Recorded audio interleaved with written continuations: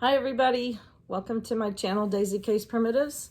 My name is Christy and this is where I share my hobbies, primarily cross stitch. And today we have the whole shebang, I think.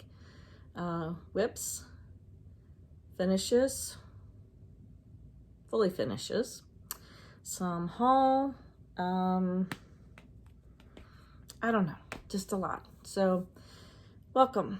How are you? Hope everyone is well and enjoying the last bits of your summer. It's winding down fast. Today is Friday, August 20th, 2021. And I can't believe where this month is gone. It's just flown by. What have we been doing? We had the grandsons again for about 5 days. We tried to wanted to get them one more time before they had to start school, and we just kind of stuck around home and enjoyed just being with them. They're all boys, and I raised 2 girls, so they're quite interesting to me and very entertaining. They this time they come loaded with their Nerf guns and darts and a lot of stuff. So we had a Nerf war. I don't know who won. I think it was a draw. We had a lot of fun doing that, and I'm still finding those darts around the house, and every time I do, it just makes me chuckle and makes my heart happy to think about them being here and spending time with them. So let's see, what do we want to do? Oh, I want to talk about this. And this little pretty. A couple weeks ago, went with some of the ladies from Stitch Group, and we went to Maggie Bononomi's shop in Lexington, Missouri, and it was such a delight. She has a teeny tiny shop. She had several, I think she had some visitors there, people that she knew, a few shoppers, and then us ladies, and we looked at everything and more than once, and just enjoyed talking to her and listening to her and looking at all the pretties. I purchased this beautiful thing. This, I believe, is called The Strawberry Thief. I don't recall what book it may be in, but I saw this. She had several of these hangings pieces kind of draped across an old drying rack, and I've always loved this one. I've always been drawn to it because of the red. I'll have to show pictures later in the video. This piece has 2 backing pieces that are stitched together, and I really like that look. One is a little bit different coloring than the other, and it's just lovely. So I purchased that, and then as we were looking around, I saw this kind of poked away behind some other things, and it was just so sweet and pretty. I do not recall what the name of it is, but the tag on it said that it was a book model. Which book I don't remember now either, but I just thought I'd better get it. It was such a fun time spending time with the ladies, shopping and chatting, and we went to an antique shop afterwards, and we just had a good day. But I was really thrilled to get a couple of pieces from Maggie. At the end of the video, I'll show you where I have this one seated on a little chair, and it just looks so sweet, and I'm just very pleased to have both. So there's that. Okay, let's talk about whips. One of my whips I must have left at the lake, my good stitching witch. I can't find her. I must have left her there, but kind of worried about that. I need to be on the hunt. But I worked some more on Witching Hour by Prairie Schooler. I'm stitching this on 36 count bee's knees, and I'm using the called for DMC, 1 strand of floss over 2 linen threads. Let's see, I added some more lettering, moved up to get to the witches. I thought that those would be easy for fill-in at Stitch Club. Then I think I've worked some more on this tree. I think on this pattern I'm going to make some changes. There's wording here that says no and yes and goodbye and some numbers, and I'm thinking that I may omit those, and I think I'll try to make my own like grave markers, headstones, maybe 3 in there. We'll see when I get to that part what I can figure out. Next, I worked on needlework presses and be kind to one another. Let's see. This one I'm stitching on 36 count Ligonier Latte by R&R. And this is my progress to this point. I have made some floss changes. Let me see. This row of lettering and the L and the M are in the called for. The remainder of them I switched out to Classic Colorworks Camouflage. And I did that because I wanted a little more variegation in the lettering. So I tried that. And then this motif I changed to Classic Colorworks Freedom. Let me make sure. That doesn't sound right.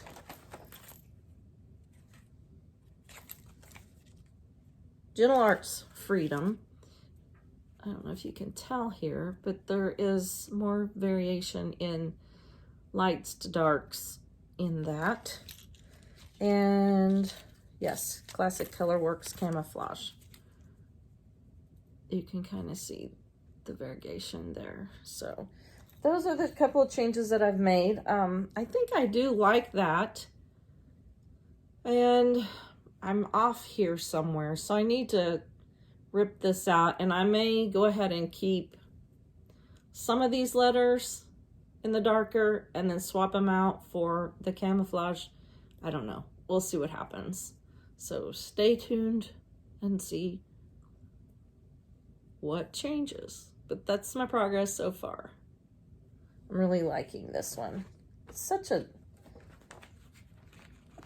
nice stitch. I really have enjoyed working on it. So that's that.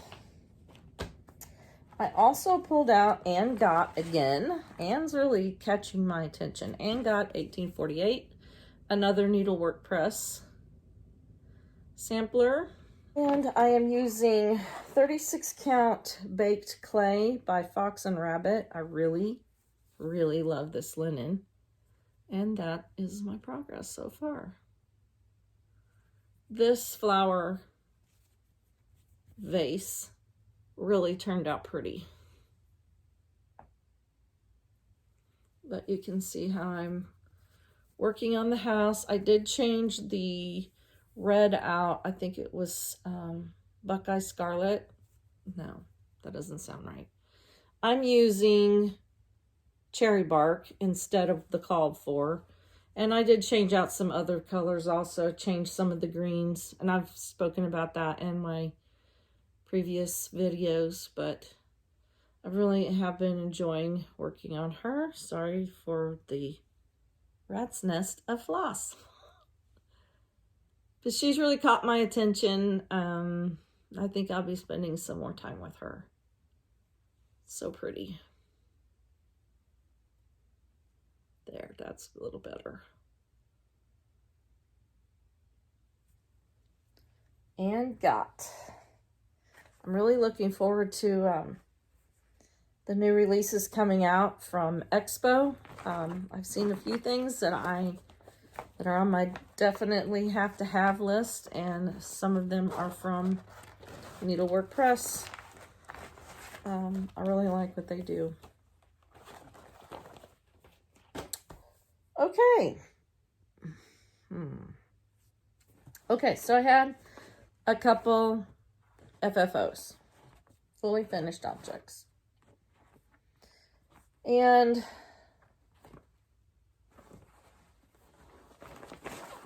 let's see here. Get myself better organized. I worked on Prairie Schooler Heads Up. I stitched the witch, the cat, and the pumpkin. I've already done the moon. He's put away.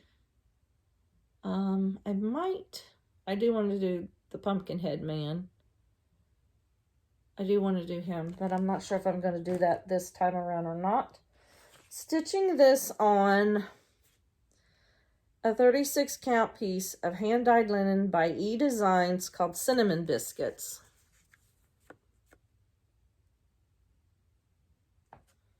And this is what I had finished. There's a little cat face. I really like him. He reminds me of when we were kids, my mother would have these like pressed cardboard cutouts of this style Halloween decorations, and she would hang them in the windows, and this cat really reminds me of that. But so I stitched it 1/2 what the DMC called for. I didn't change anything on this one. And I backed it with this really cute fabric that I found on Etsy. And then I just took a piece of jute, the size of jute twine, and I tacked it first on the top, and then went ahead and just kind of whip stitched it on all the way around, and then tacked it on this side, and then just tied this into a bow. And I really like the finish. I think you can see the whip stitches there. But I really like how he turned out. So there's the cat. Here's the witch. I did change her face to green. Just a DMC green. Finished her the same way. I just added a little cat charm at the top, right at the bow. So I did the jute trim all the way around. And this is the backing fabric that I used for her.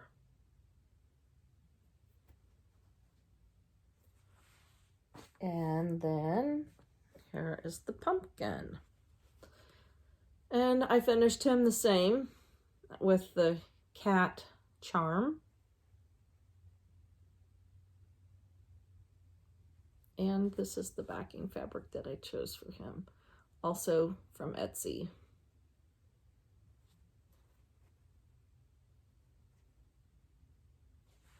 So I have my 3 little finishes. And they look really sweet in a dough bowl. And if you haven't seen the photos already, at the beginning of the video, check the end and you'll see what they look like all finished. So let's continue then with haul. I've been looking for Fabrics by Stephanie linen, and I got this piece of chocolate milk, and I really like it. Really, really like the modeling in it.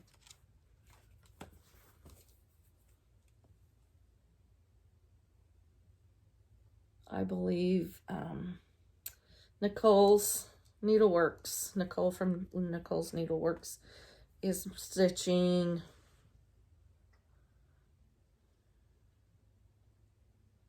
can't think of the name now.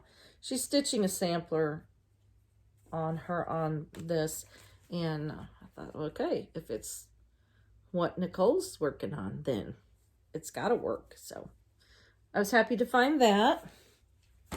She was really quick to ship. Was really impressed with that.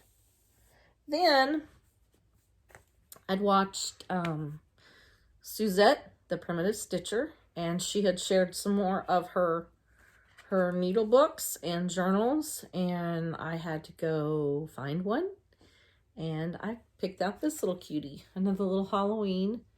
Definitely remember this guy from back being a kid and my mom's decorations.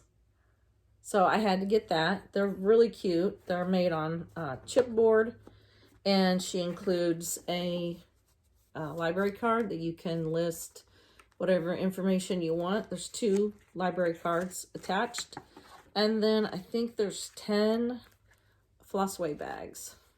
But I thought for my Prairie Schooler Halloween pieces that I have kitted up, they're pretty much all the same flosses. So I thought this would work for those kits, and I can just keep them all together. So I will put a link to Suzette's Facebook group where you can find these. Very economical and really cute, really sweet, and functional like that. All right. Let me see. Okay. Part of my haul. I've talked about in the past how I store my DMC. And I told you that I kept it in a vintage picnic basket. Well, this is my DMC storage basket. And this picnic basket's pretty cool how it opens up. But you can see inside how I just have Ziploc baggies, and all of the numbered flosses are stored together in those bags. So I have this one. I have what? 2 or 3 other vintage picnic baskets. I like the way they look. My house is not very large, and I don't have a lot of storage. I don't have a lot of closet space or storage room, much of anywhere. So I feel like I need to be kind of creative in my storage pieces. And I like these old baskets. I love the patina on them. And anyway, they're great for storing, and I can stack them on top of each other. And I just like the way that they look. So I wanted to share, that's how I store my DMC. My husband and I had gone to the lake, and we decided we were going to go to a nearby town and go to one of our favorite flea markets. And I found this one, this vintage picnic basket in really great shape. I got it for a bargain, and that made it even better. This one, none of my others are like this. This one's top is a little different, the way the slats are on the top. So it turned around. This one opens like this. It still has the vintage elastic for where the utensils went inside. And in here, it has the inserted basket, which could be a whole, I mean, if I can't get it to fit in there with what I'm going to put in there, this becomes a whole nother display piece. So lots of possibilities there. And it also has the riser that sits down in the bottom. And I'll take this out. I'm not sure what I'll do with it, how I'll use it, or if I will use it at all. But I was really happy to find another basket. So I've been waiting to do this video, anxiously waiting, so that I can fill this basket up. Now I can do this afternoon. What will go in there? I don't know. We'll see.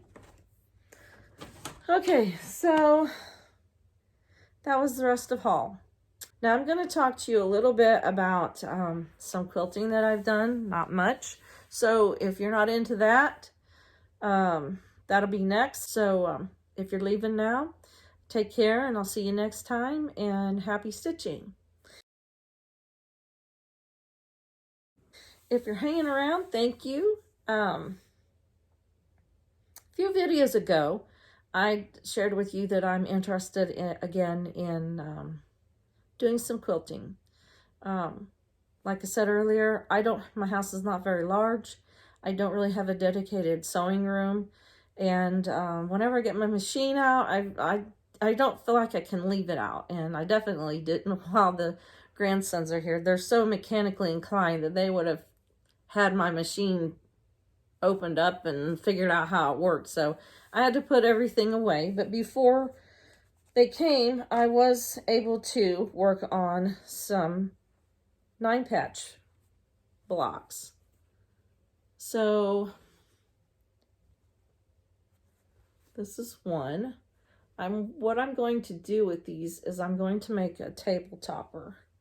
And these are all Joe Morton fabrics from her Hopewell and Yesterday line. It's been so long since I've pieced any quilts, and I never have done it with machine. I've always done it before by hand. So there's mistakes. Things are not always lining up well. I need to get, I've seen where you can get a guide that helps you for your seam allowances to keep it at 1/4 inch. This one, I messed up. I think it's this one. I'm not caring for this lighter blue. Everything else is dark. I'm going to change this out and maybe this one out. Or it may just end up staying. But anyway, so I got those 4 pieced together. Really liking it. These remind me of when I was a little girl piecing quilts with my grandmas. So that's kind of the idea that I was going for here. And I don't really have much of a fabric stash yet.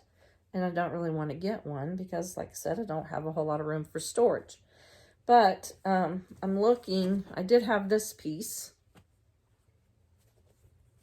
that I think will work for these to use to set the blocks together, like a strip between them. But I haven't really made up my mind yet if that's what I want. And I want to take a trip to the quilt shop and look for some more fabric. So that's as far as I've gotten on that.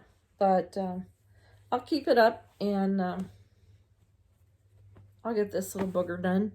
And because it's the darker colors, it would look really cute for fall decor. So that's a little bit of quilting. Looking forward to Expo and all the new releases. And looking forward to Sampler September. I might do a whip parade, my sampler whip parade, the next video, starting into Sampler September, and share my plans there. Maybe, I don't know if I'll do that for sure, but we'll see. But lots of things to look forward to. Quilter Station retreats coming up in September, and I'm really looking forward to that. I got all my bits and pieces ready for that to take to the retreat, and trying to get some things. I know that I'll be busy with class projects and probably do a lot of chitty chatting and not a whole lot of stitching, but I want something that I can have to work on in case I need to. So anyway, y'all take care, and we'll see you next time. Bye.